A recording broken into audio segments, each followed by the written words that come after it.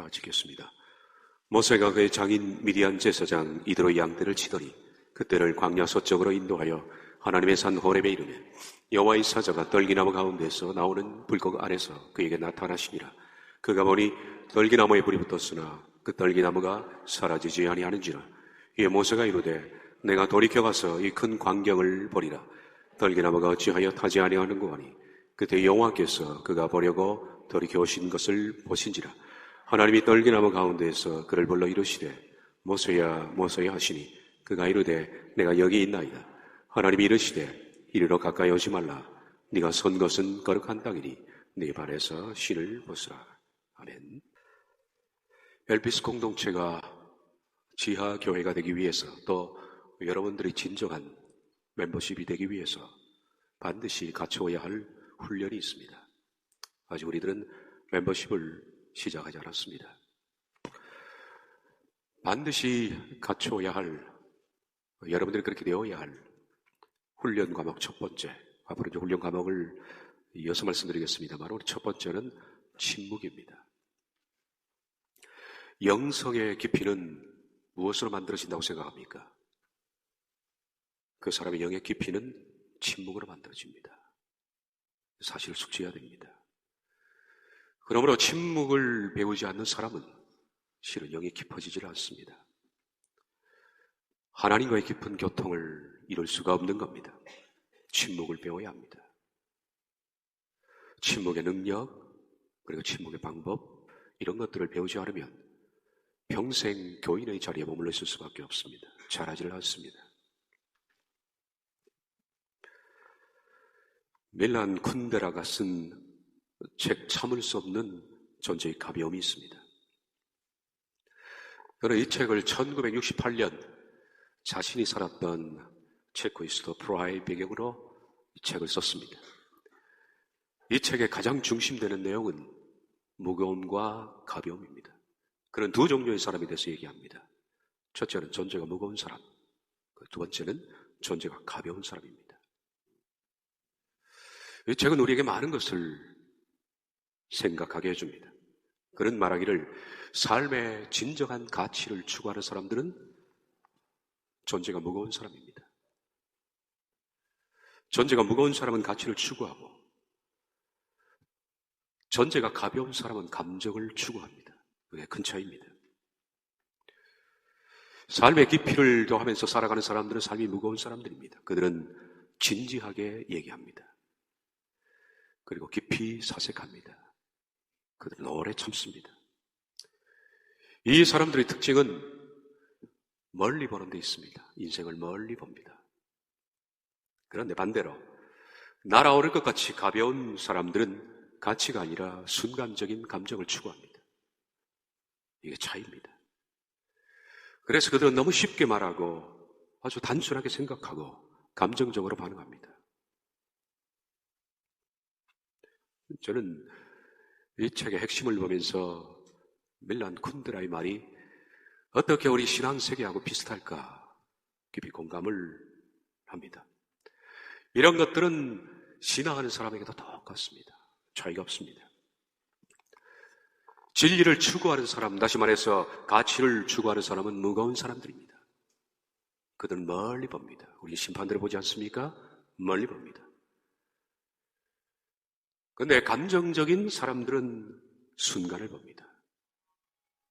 그러므로 무거운 사람은 어떤 문제 앞에 요동하지 않지만 가벼운 사람들은 쉽게 요동합니다. 시편 1편도 바람이 나는 겨와 같다 그랬습니다. 하나님의 사람은 물가에 심기운 나무처럼 요동이 없습니다. 가벼운 사람은 바람이 나는 겨와 같습니다. 이것이 무겁고 가벼움의 차이에 끝나지 않습니다. 성도와 교회를 결정지으며 그리고 그 사람의 영성의 깊이를 결정짓기 때문입니다. 어찌 그의 말이 우리에게 똑같은지 모르겠습니다. 평생을 가도 교인의 자리에 머물러 있는 사람이 있습니다. 잘하지를 않습니다. 이들의 특징은 참을 수 없는 존재의 가벼움에 있습니다. 그들을 보면 너무나 쉽게 농담을 던집니다. 그들의 입은 가볍습니다. 쓸데없는 말을 쉽게 늘어놓습니다. 쉽게 말하고, 그리고 쉽게 흔들리고, 유혹과 미혹도 쉽게 흔들립니다. 낱말을 그렇게 쉽게 합니다. 이것이 참을 수 없는 존재의 가벼움입니다. 다시 말하면 참을 수 없는 존재의 영혼의 가벼움이라고 그렇게 표현할 수 있겠지요. 그들은 가까이 보는 사람들입니다. 그래서 내 곁에 나와 함께 즐길 수 있는 사람, 지금 이 순간적 감정, 그런 것들만 바라봅니다.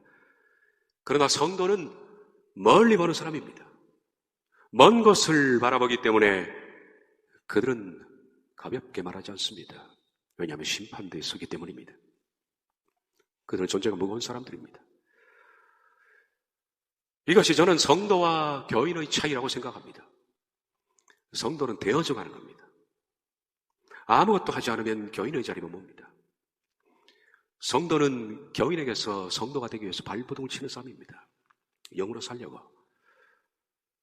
단순히 여러분이 교회에 출석해서 말씀을 듣는다고 성도가 되는 것은 아닙니다. 시간이 성도를 보장해 주는 것도 아닙니다. 지식이 성도가 되게 하는 것도 아니고 종말을 안다고 성도가 되는 것도 아닙니다. 여전히 교인일 수 있습니다. 성도는 먼 것을 바라보는 사람입니다. 하나님의 심판들을 봅니다. 그래서 지금 이 순간 나의 감정에 치우쳐서 던지는 말들이 하나님의 심판대 앞에서 어떻게 평가될 것인가를 생각합니다. 그래서 가볍고 쓸데없는 말을 쉽게 하지 않습니다. 그들은 무거운 사람들입니다. 이런 차이를 만드는 것은 저는 침묵이라고 생각합니다. 성도와 교인의 차이를 만드는 것은 침묵입니다. 잘 지켜보시면 교인에게는 침묵이 없습니다. 그러나 성도에게는 침묵이 있습니다. 여러분은 어떤 사람이 성도며 어떤 사람이 교인인지를 분별할 수가 있을 겁니다. 성도가 되어야 되겠죠. 침묵의 깊이가 곧 그 사람의 영성의 깊이입니다. 지하교회가 된다는 것은 모여있기 때문에 되는 것은 아닙니다. 지하교회가 되기 위해서는, 그리고 여러분이 멤버십이 되기 위해서는 침묵을 배워야 합니다. 그리고 훈련을 해야 되고, 침묵이 내 삶의 근육이 되고 피가 되고 살이 되어야 합니다. 그것이 내 인격의 바탕이 되어야 됩니다. 사람들은 너무 말을 많이 뱉고 삽니다. 쓸데없는 말, 무익한 말. 너무 쉽게 말을 많이 합니다. 내가 누구와 친해지기 위해서 그 사람에게 쓸데없는 말을 많이 하고 나의 외로움을 덜기 위해서 농담을 합니다. 심지어 그 사람과 더 깊은 관계를 맺기 위해서 남의 기밀을 누설하기도 합니다. 전화를 오랫동안 붙들고 있는 사람들, 그리고 사람을 자주 만나서 수다를 떠는 사람들의 배경에는 심리적인 외로움이 있습니다. 그렇게 그 사람과 함께 쓸데없는 말, 무익한 말, 농담 이런 것들을 통해서 외로움을 덜 수는 있을지 몰라도 그런 가장 중요한 성도를 놓치는 겁니다. 그래서 성도는 사람을 만나서 수다를 떨지 않습니다. 전화를 많이 하지 않습니다. 성도는 침묵하기 때문에 말수가 적은 사람이 아닙니다. 무슨 말일까요? 원래 습성이 말이 적기 때문에 말을 적게 하는 사람이 아닙니다. 성도란 단순히 말을 적은 것을 말하는 것이 아닙니다. 제가 말하는 침묵은 그것이 아닙니다. 우리 가운데 말수가 적은 사람이 있습니다. 그 사람이 침묵한다는 것이 아닙니다. 이 말은 자신의 영혼의 거룩함과 타인에게 해를 끼치지 않기 위해서 그런 깊이 생각해서 절제하는 사람을 말합니다. 자제하고 절제합니다. 스스로 침묵합니다. 말을 많이 하는 것이 자신의 영혼의 거룩성에 얼마나 해가 되는지 모릅니다. 말을 많이 하는 것이 타인에게 얼마나 큰 해를 끼치는지 모릅니다. 심지어 공동체에도 해를 많이 끼칩니다. 말 한마디가 화를 쉽게 불러옵니다. 말 한마디가 나와 너의 관계를 파괴하고 공동체를 파괴할 뿐만 아니라 심지어 내 영혼을 진지함으로부터 거룩성으로부터 훼손시킵니다. 그 사실을 알기 때문에 성도는 침묵하는 겁니다. 야고보서 3장 6절에 보면 혀는 곧 불의의 세계라. 혀는 우리 지체 중에서 온몸을 더럽히고 삶의 수레바퀴를 불살라나니 그 살아있는 것이 지옥불에서 나느니라. 여러분, 지옥이라는 것은 누가 갔다 이 세상에 온 사람이 있겠습니까? 해서 지옥이라는 단어를 이 세상에 있는 어떤 장소를 보고서 사람들이 지옥은 저런 곳일 것이야 라고 상상해서 만든 단어가 지옥입니다. 끔찍하고 두렵고 처참한 장소. 이스라엘 백성들은 당시 구약에 보면 흰놈의 골짜기가 있습니다. 흰놈의 골짜기를 보고서 지옥은 저런 곳일 것이다 라고 붙인 단어가 게엔나입니다. 게엔나는 음부, 지옥이라는 뜻입니다. 그것이 흰놈의 골짜기라는 뜻이죠. 이것은 가나안 백성들이 몰렉 신을 섬기고 제사하기 위해서 그들을 만든 장소입니다. 구약 당시 가정의 재앙을 막기 위해서 그들은 장자를 드려야 한다라는 사고를 가지고 있었습니다. 가장 귀한 장자를 몰렉 신에게 드리기 위해서 그들은 흰놈의 골짜기로 가서 아들을 산채로 불에 태워 죽였습니다. 그것이 게엔나입니다. 그래서 흰놈의 골짜기에는 항상 그 아들을 바치는 아버지 어머니의 절규, 비명소리가 들렸고 살덩이 타는 냄새가 코를 찔렀습니다. 골짜기 주변에는 타다 남은 시체를 먹기 위해서 까마귀 떼들이 빙빙 돌고 있고 그 독수리 떼 주변으로 수많은 타다 남은 시체에서 구더기가 득실되는 그 장소. 사람들은 그 끔찍한 장소를 보면서 지옥은 저런 것일 것이다 라고 상상해서 만든 나라가 게엔나입니다. 틀리지 않을 겁니다. 근데 오늘 성경은 뭐랍니까? 혀를 잘못 쓰는 사람은 게엔나에서 나오는 불과 같다. 지옥불과 같다. 하나님께서 말씀하십니다.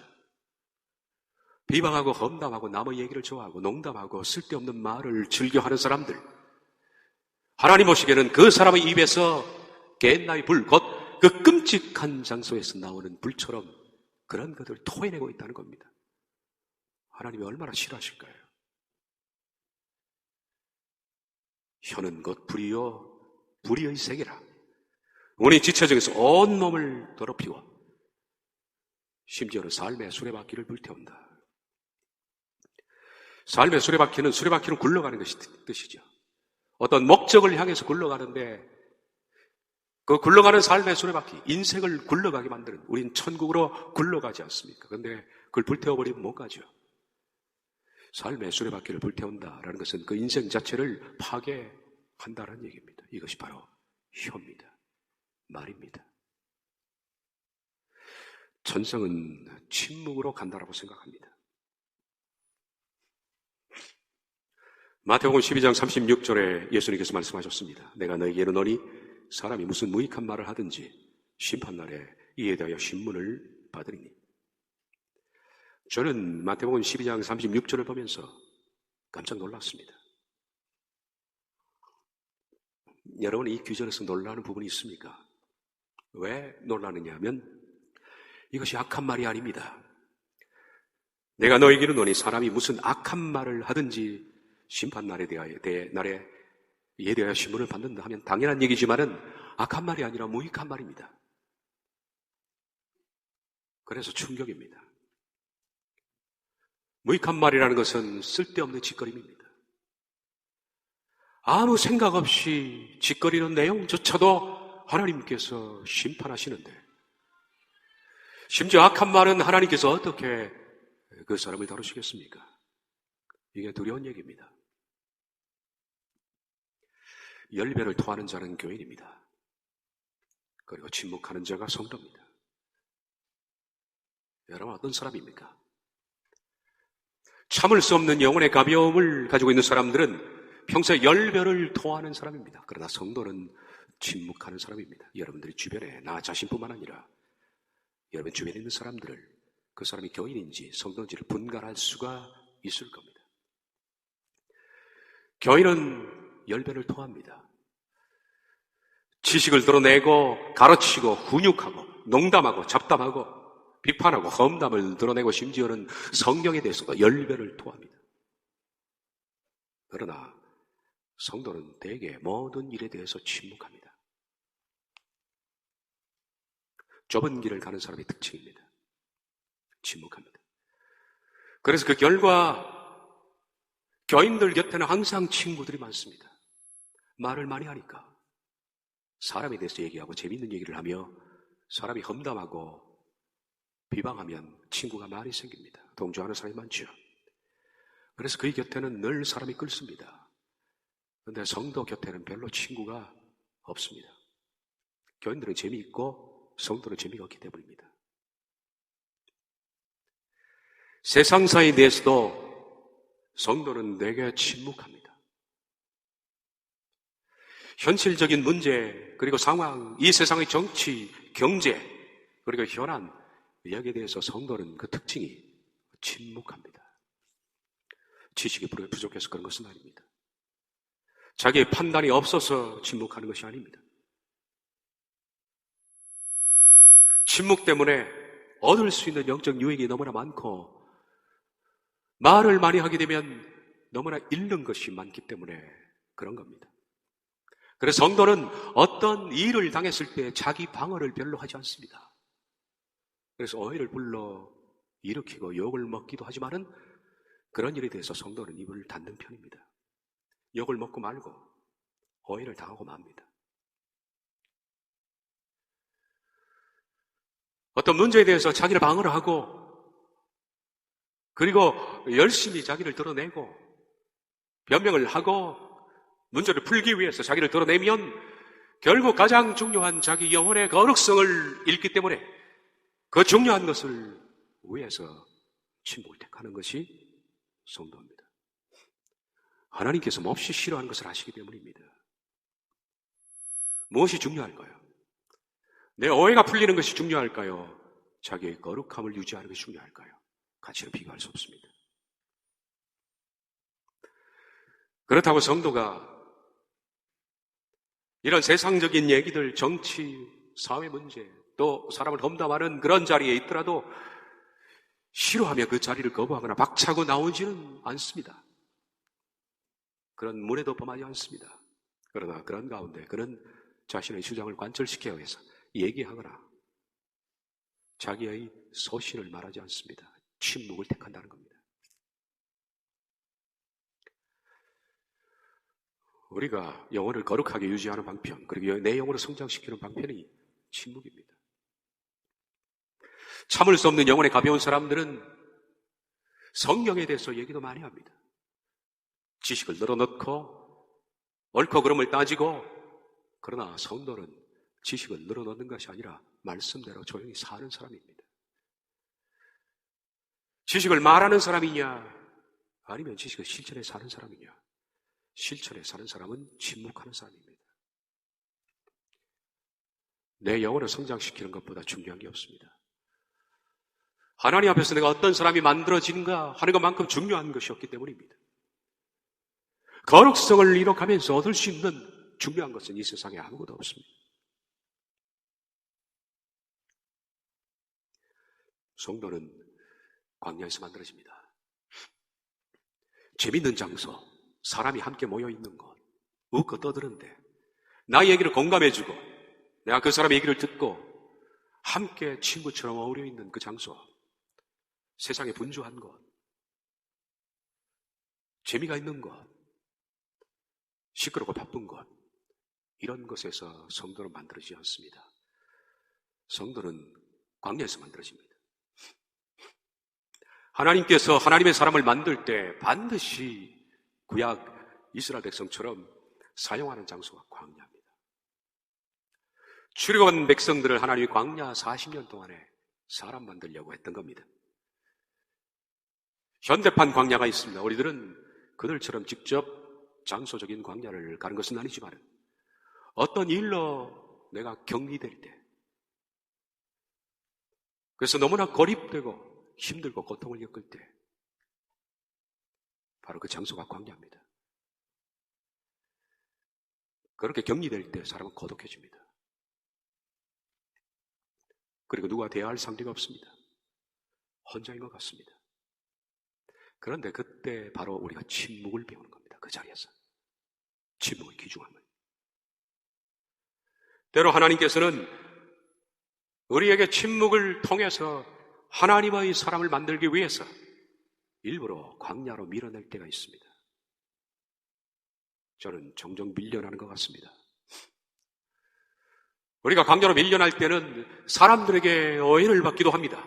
몹쓸 사람이 되고 그리고 외톨이가 됩니다. 그걸 못 견디고 변명하고 오해를 풀려고 넘기면 여러분 광야를 잃습니다. 그걸 내버려 두십시오. 그냥 고립에 처하는 것이 낫습니다. 파산과 질병으로 물질적인 어려움으로 세상에 이때 세상 사람들에게 외면을 당하거나 혹은 그와처럼 고립을 당하게 될 때 그것을 우린 현대판 광야라고 그렇게 부릅니다.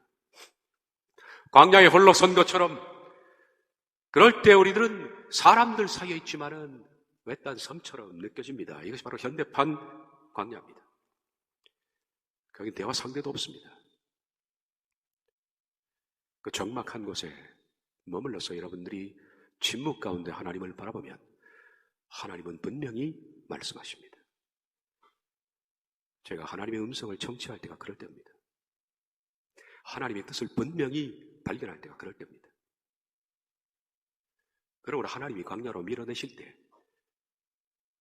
우리들은 그 광야를 받아들여야 합니다. 억지로 밀어낼 필요가 없습니다. 그 적막한 속에서 우리들은 너무나 중요한 것을 얻기 때문입니다.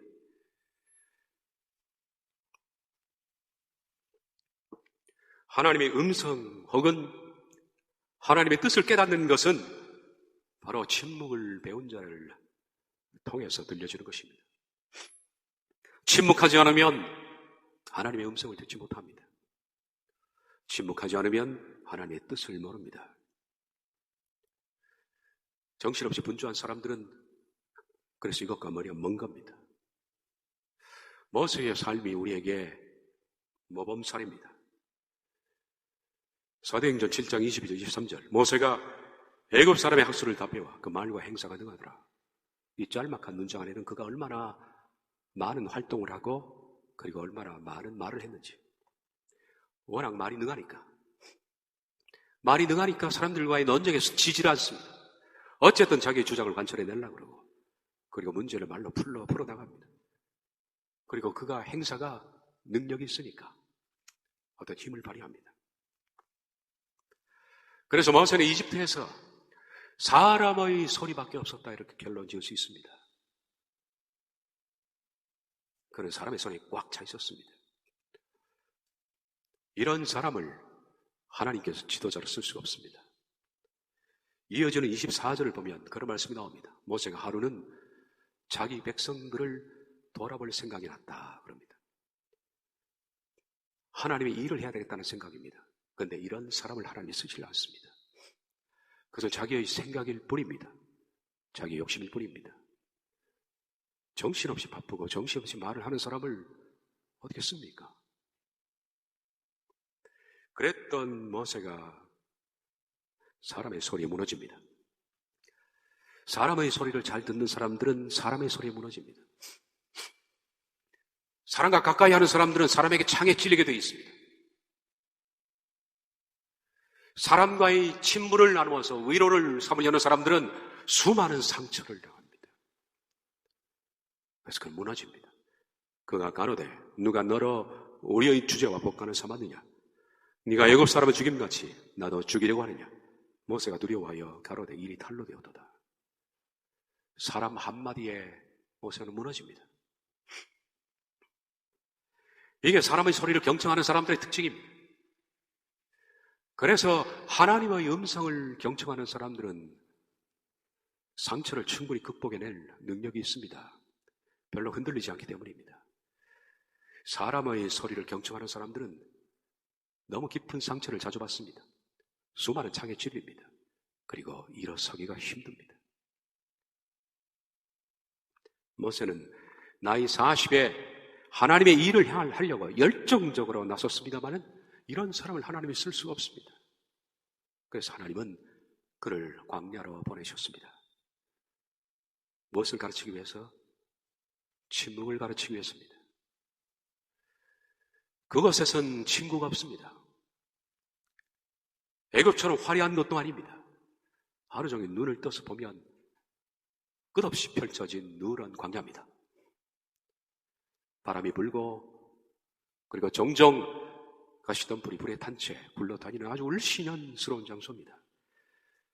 하루 종일 있어도 누구 한 사람도 만나기도 힘든 그곳에서 40년 동안에 모세는 말을 잊어버렸습니다. 그래서 심지어 출애굽기 3장 보면 모세가 그렇게 말합니다. 저는 입이 둔한 사람입니다. 우리가 좀 전에 봤던 사도행 7장에서는 그는 말에 능하더라 그랬는데 40년 만에 입이 둔한 사람이 됐습니다. 얼마나 말을 하지 않았으면. 이 40년의 긴 침묵 끝에 그는 거의 실어증에 걸리다시피 침묵한 가운데 하나님께서 그에게 나타나십니다. 그리고 비로소 말씀하십니다.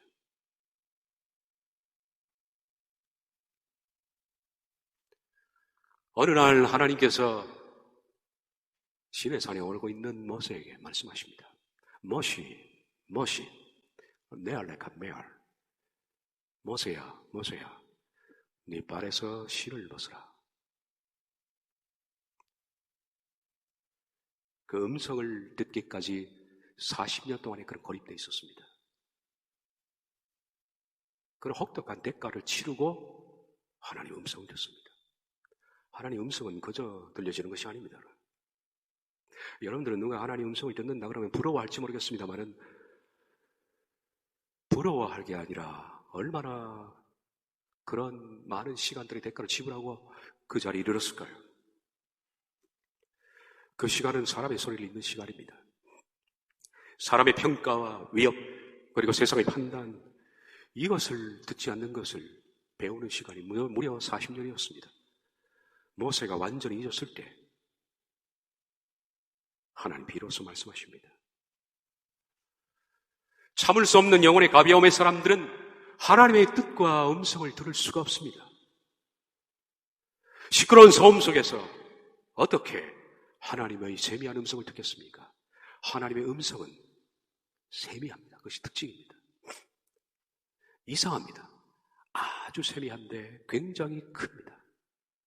아주 세미한데 크다. 이게 말장난이 아닙니다. 이 말은 하나님의 음성을 들어본 사람을 합니다. 하나님은 조용하게 말씀하십니다. 그런데 그 음성은 굉장히 큽니다. 우렁찹니다. 하나님은 세미하게 말씀하기 때문에 어떻게 그 세미한 소리를 시끄러움 가운데, 소음 가운데 들을 수가 있습니까? 쉴 새 없이 말하고 훈계하고 자랑하고 웃고 떠들고 자기 생각을 늘어놓고 변명하고 분노하고 험담하고 그러느라고 고요한 마음을 가지지 못하는데 어떻게 그에게 말씀을 할 수가 있을까요? 저는 하나님 이곳 지하교회로 시작하면서 3가지 모토를 정했습니다. 사실은 저 들어오는 입구에 이 3가지 모토를 크게 붙이려고 했는데 제 아들이 반대하고 나섰습니다. 아빠, 아무 인식이 없는 사람들이 그 모토를 들으면 제가 보기에도 좀 부담 같은 것을 느낄 수 있을 것 같아요. 지금 그래서 보류했습니다. 여러분들 공감하면 이 모토 이것은 제가 기도하면서 하나님께서 이렇게 이 공동체를 이끌어라라는 모토를 주신 것 같습니다. 모토는 다음과 같습니다. 첫째는 겸손한 마음으로 들어오라. 그리고 조용히 머물러라. 온전한 성도가 되어 나가라 라는 것입니다. 들어올 때 겸손한 마음으로 들어와야 합니다. 그리고 이 자리에 머물러 있을 때는 조용히 머물러 있어야 됩니다. 여러분들이 말씀을 통해서 하나님의 음성을 들을 수 있습니다. 그런 사람이 온전한 성도가 되어 나갑니다.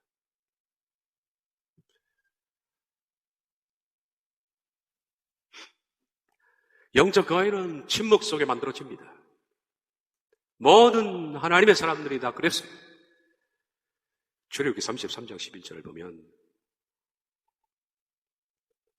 모세는 진으로 돌아오나 눈의 아들 젊은 수종자 여호수아는 회막을 떠나지 아니하니라. 모세를 이어서 하나님께서 지도자로 스카우트할 여호수아의 삶에 대해서 얘기를 합니다. 모세는 집으로 돌아옵니다. 그런데 여호수아는 회막을 떠나지 않고 있습니다. 그는 회막에서 엎드려 있습니다. 그는 영이 갈급했겠지요. 그는 오랫동안에 그 찬 광야의 저녁 시간에 엎드려 있습니다. 많은 사람들은 집으로 돌아갑니다. 집에서 가족들과 함께 재미롭게 시간을 보냅니다. 대화도 하고 잡담도 하고 식사도 하고. 그런데 여호수아는 혼자 회막에서 오랫동안에 엎드려 있었습니다. 고립되어 있었습니다. 그러나 이런 시간 동안에 그가 엎드려 있는 동안에 그는 거인이 되어가고 있었던 겁니다. 그는 영적 거인으로 자라나고 있었습니다. 그는 점점 하나님의 지도자로 성장하고 있었던 겁니다. 그러므로 우리들도 여호수아처럼 고립된 채 엎드려 있는 시간이 필요합니다. 침묵 속에서 영적 거인이 만들어지기 때문입니다. 여러분, 우리들은 소음이 두 종류입니다. 하나는 외부 소음이 있고 하나는 내부 소음이 있습니다. 외부 소음이라는 것은 밖에서 나는 소리들, 차 소리, TV 소리, 세상 소리들, 여러분들이 관심을 갖게 되면 여러분의 마음이 집중되는 그거, 돈 얘기, 친구 얘기, 친구와 농담하고 잡담하고 이런 모든 얘기들은 다 외부 소음입니다. 그런데 내부 소음도 심각합니다. 종종 아무 말을 하지 않는 사람들, 친구 관계도 별로 없이 혼자 침묵 속에 가만히 있는 사람도 소음에 시달리는 사람이 있습니다. 자기 속에서 소음이 나는 겁니다. 걱정, 근심, 잡념, 여러 가지 생각에 시달리는 겁니다. 이걸 내부 소음이라 그렇게 됩니다. 외부 소음뿐만 아니라 내부 소음이 많은데 어떻게 그가 세미한 하나님의 음성을 들을 수 있을까요? 말씀드린 것처럼 하나님의 음성은 세미합니다. 엘리야에게 하나님께서 세미한 음성으로 나타나셨습니다. 그러므로 소음을 가지고 있는 사람들은 들을 수 없습니다. 외부도 조용해야 되겠습니다. 그러나 무엇보다 내 내부도 조용해야 됩니다. 여러 가지 생각들, 걱정, 염려, 근심들, 이런 것들을 마치 라디오를 끄듯이 꺼야 합니다. 그래서 내 속을 고요히 유지할 수 있는 것이 영적인 깊이를 더하는 길입니다. 내 속을 고요히 유지할 수 있다면 여러분들은 음성을 들을 수 있고 깨달음을 얻을 수 있습니다. 그래서 여러분들은 침묵의 훈련을 해야 합니다. 침묵하는 법을 배우고 침묵의 능력을 알아야 되고 침묵 훈련을 해야 됩니다. 내 마음을 고요히 유지하는 법을 배워야 합니다. 그러면 당신의 영혼 속에 하나님의 뜻이 보다 분명하게 심겨지게 될 겁니다. 저희 집에는 대략 세보니까 시계가 손목시계를 포함해서 한 10개는 넘는 것 같습니다. 여러분은 대부분 그렇죠. 그런데 10개 넘는 시계 가운데 하나가 아날로그 시계입니다. 초침이 움직이는 거죠. 거실에 걸려있는 것은 아날로그입니다. 그런데 낮에는 그 초침이 움직이는 소리를 전혀 듣지를 못합니다. 외부 소음이 있어서 그렇죠. 저희 집은 좀 조용한 편이지만 외부 소음보다 아마 내부 소음 때문에 그럴 겁니다. 끊임없이 이 생각하고 저 생각하고 그러더라고. 또 분주하게 활동하고 또 제가 성경을 읽고 묵상하며 설교를 준비하는 것도 다 어떤 의미에서는 내부 소음에 시달리는 시간들입니다. 그렇게 시달리기 때문에 낮에는 그 시계의 초침 소리를 못 듣습니다. 그런데 밤중이 되면 들을 수가 있습니다. 저는 요즘 버릇처럼 한 새벽 2시쯤 되면 깹니다. 더 이상 잠을 못 자겠더라고요. 이게 굳어질까봐 좀 걱정인데 새벽 2시만 되면 깹니다. 그리고 은근히 또 그 시간을 즐기는 것 같습니다. 그러면 억지로 잠을 청하지 않고 나옵니다. 거실에. 그 시간에 대충 새벽 2시가 거의 일정합니다. 한밤중에 거실에 앉아서 가만히 있습니다. 그러면 제 머리 위에 있는 초침 소리가 정말 크게 들립니다. 여러분, 하나님의 뜻도 이와 같습니다. 하나님의 음성을 듣는 것도 이와 같습니다. 분주함을 그치고 생각을 그치고 사방을 조용히 하며 외부와 내부의 소음을 고요히 하니 들리게 되는 겁니다. 민수기의 원래의 제목이 뭘까요? 구약 성경의 제목들은 창세기, 출애굽기, 레위기, 이건 후대 사람이 붙였던 겁니다. 그렇다고 원본의 제목이 있는 것도 아닙니다. 후대 사람들이 이런 제목을 붙이기 전에 이스라엘 사람들은 어떻게 제목을 붙였느냐 하면 창세기 첫 번째 시작되는 줄 한 문단, 그것이 제목입니다. 창세기 1장 1절 베레시트 바라 엘로임 엣 하 샤마이, 하나님이 천지를 창조하시니라. 그게 제목입니다. 민수기의 제목은 뭘까요? 매 미드바라입니다. 미드바라는 광야란 뜻이고 매는 영어의 엣, 어디에서라는 뜻입니다. 광야에서죠. 그러니까 히브리 사람들에게는 민수기는 광야에서입니다. 여러분, 광야가 미드바라입니다. 그런데 이 말씀의 어원을 보면 비슷한 것들이 있습니다. 아니, 어원은 똑같은 게 있습니다. 말씀은 다바르입니다. 미드바라나 다마르나 같은 겁니다. 그리고 지성소는 드빌입니다. 드빌이, 미드바라, 다바르 다 같은 어원입니다. 이것이 같은 어원이 됐다는 이런 뜻입니다. 하나님은 광야에서, 미드바라에서 다바르 말씀하신다. 그리고 말씀하시는 그것이 드빌, 지성소라는 뜻입니다.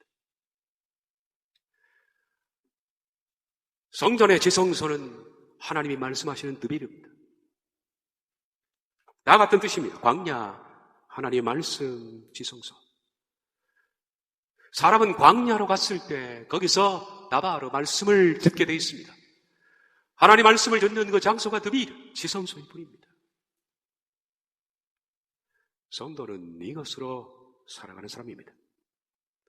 참을 수 없는 영혼의 가벼움을 가지고 있는 사람들이 주로 나누는 대화를 보십시오.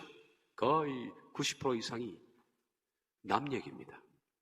다른 사람에 대해서 얘기하고 그 사람을 평가하고 험담하고 또는 칭찬하고 부러워하고 그의 집, 그의 외모, 그의 자녀, 부, 생활 방식, 그의 일, 그리고 그의 약점과 단점, 끊임없이 타인에 대해서 얘기합니다. 사람들이 얘기하는 거의 90%는 사람 얘기입니다. 그걸 왜 해야 될까요, 여러분? 그렇게 많은 것이 있는데 성도는 타인에 대해서 궁금한 점이 별로 없습니다. 타인에 대해서 성도는 긍휼과 사랑은 가지고 있습니다. 긍휼히 여깁니다. 그리고 사랑합니다. 그런데 그 사람의 삶에 대해서는 궁금하지 않습니다. 그의 집이 어떻든지, 그의 외모가 어떻든지, 그의 자녀가 어떻게 됐다든지, 학력이 어떻고, 그 얼마나 잘 살고 못 살고, 그는 어떻게 사는 라이프 스타일이 어떤지, 그가 하는 일에 대해서, 그의 약점과 단점에 대해서 뭐가 궁금합니까? 성도는 타인을 긍휼히 여길 뿐 타인의 삶에 대해서 궁금하지 않습니다. 성도는 그래서 타인에 대해서 침묵하는 사람입니다. 그들은 거짓말로 상대방의 인격을 깎아내리고 상대의 인격에 깊은 상처를 입히거나 다른 사람들 앞에서 그를 저평가하지 않습니다. 세상 사람도 그렇고 오늘 많은 교인들이 교회 안에서 상대방의 인격에 폭행을 가합니다. 그리고 심지어는 인격 살인까지 저지르고 있습니다. 욕설은 인격 살인입니다. 말씀드렸잖아요. 지옥불에서 나는 것 같다고. 그 더러운 짓을 하고 있는 거예요. 마치 뒷골목에서 술이 취한 채 함부로 다른 사람에게 주먹을 휘둘고 있는 폭력배가 아닙니다. 그 사람의 인격을 함부로 평가하고 깎아내리고 그 사람을 살해하는 폭력배는 다른 폭력배가 아닙니다. 똑같은 폭력배지. 뒷담화하고 단죄하고 정죄하고 비난하고 함부로 얘기하고 남의 감정과 인격에 폭력을 가하는 그를 가리켜서 어째 성도라고 부를 수 있을까요? 그가 전성길을 걷는 사람이라고 어찌 우리가 말할 수 있을까요? 저는 못합니다. 좁은 길을 걷는 사람들은 존재가 무거운 사람입니다. 그들은 대부분 침묵하는 사람입니다. 침묵하는 사람들의 특징은 아까 말씀드린 밀란 쿤데라 얘기처럼 길 끝을 바라보는 사람입니다. 저는 성도는 길끝을 바라보고 교인은 자기 발밑을 보는 사람이라고 생각합니다. 성도는 지금 내 주변에서 일어나는 일들, 자기를 모함하고 모욕하고 억울한 일을 당하고 힘든 일을 당하고 이런 일들에 대해서 그런 저 먼 것을 바라보기 때문에 그냥 그 음침한 골짜기를 통과합니다. 정작 하나님 앞에서 내가 섰을 때 어떤 평가를 받느냐 하는 것이 중요하고 눈은 거기에 고정되어 있기 때문입니다. 그래서 길을 걸으면서 누가 시비를 걸어도 같이 싸우지 않습니다. 방어하지 않고 변명하지 않고 항변하지 않습니다. 주님이 아시기 때문입니다. 주님 앞에서 올바른 평가만 받으면 되는 겁니다. 고통스러운 일이. 그러나 이 길끝을 바라보기 때문에 성도는 외로울 수밖에 없습니다. 왜? 전부 다들 세상 사는 사람들이 길바닥을 보면서 거기 있는 것들을 가지고 얘기를 나누기 때문입니다. 누가 우리 가운데 베개 한두 사람 길끝을 바라보고 얘기하는 사람이 있을까요? 이 시대의 얘기들, 남 얘기들, 정치 얘기들, 살아가는 얘기들, 이런 것들로 길바닥에 깔린 얘기들을 얘기하는데 먼 미래의 심판 얘기를 할 사람이 누가 있을까요? 없습니다. 거의. 그래서 그들은 친구가 적은 겁니다. 성도는 친구가 적은 겁니다. 아니 일부러 그렇게 성도는 선택한 사람들입니다. 말씀을 맺으면서 이제 이 말씀이 여러분의 정체성을 확인해야 할 때입니다. 말씀을 비추어서 당신의 정체를 관찰하십시오. 아직 우리가 시간이 있습니다. 내가 살아있다는 것은 기회가 있다는 겁니다. 교인에서 성도의 자리로 출발할 수 있는 기회가 아직 있다는 것을 의미합니다. 그래서 우린 얘가 여러분들을 지적하기 위한 것이 아니라 내가 살기 위해서 정체를 관찰해야 됩니다. 나는 침묵하는 사람입니까? 아니면 답변가입니까? 여러분은 전화통을 들고 있는 사람입니까? 아니면 전화를 하지 않으려고 하는 사람입니까? 나는 변화에 초점이 맞춰진 사람입니까? 아니면 세상에 초점이 맞춰진 사람입니까? 더 이상 시간이 흘러가기 전에 여러분의 정체를 관찰하십시오. 나는 교회에 와서 설교나 친교를 추구하는 사람입니까? 아니면 거룩함을 추구하는 성도입니까? 인생의 양지 바른 곳만 찾아다니는 사람입니까? 아니면 춥고 외로워도 거룩함을 추구하는 성도입니까? 나는 길끝을 바라보는 사람입니까? 아니면 발밑을 보는 사람입니까? 시간이 그렇지 많지는 않습니다. 역사적인 시간도 많지 않지만 여러분 우리 인생길을 갖다가 언제 여러분에게 절벽이 나올지 모릅니다. 어느 순간에 길이 있을 것이라고 생각해서 아무 생각 없이 그냥 걸었는데 한순간에 막다른 골목이 나타나고 더 이상 갈 수 없는 절벽을 맞게 될 겁니다. 직장에서 일을 하다가 휴식을 취하는 중에 인생을 노래하는 중에 너무나 좋은 일이 생겨서 기쁨을 나누는 중에 혹은 인생을 고뇌하다가 인생이라는 맛을 땀 흘려 경작하다가 불식간에 여러분들은 예상치 못한 길끝을 만나게 됩니다. 죽음에 이르게 된다는 겁니다. 그 시간이 결산의 시간입니다. 아무 예고 없이 찾아옵니다. 전혀 생각하지 않는 순간에 그 시간이 찾아옵니다. 준비되셨습니까? 심판대 앞에서 내 인생의 노트를 펼 그분 앞에서 준비하셨습니까? 지하교회는 레슨 1이 침묵입니다. 침묵이라는 것을 배운 사람들이 걷는 길이죠. 기도하겠습니다.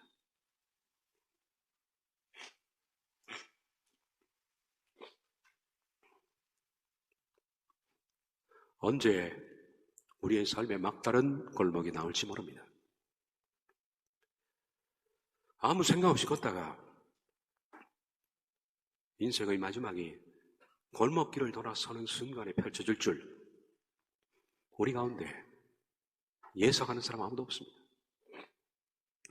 그 순간이 심판된데 저 멀리 있는 것이 아니라 오늘이라도 눈을 감으면 바로 펼쳐지는 것이 심판된데 오늘 저녁이라도 우리가 막다른 길을 만나면 그것이 바로 심판대인데 내 인생 내가 어떻게 하나님 앞에 살아왔을까요? 지하교회 성도가 되기를 원하는 사람들이 침묵의 황금을 갖게 해주옵소서. 예수님의 이름으로 기도하옵나이다. 아멘.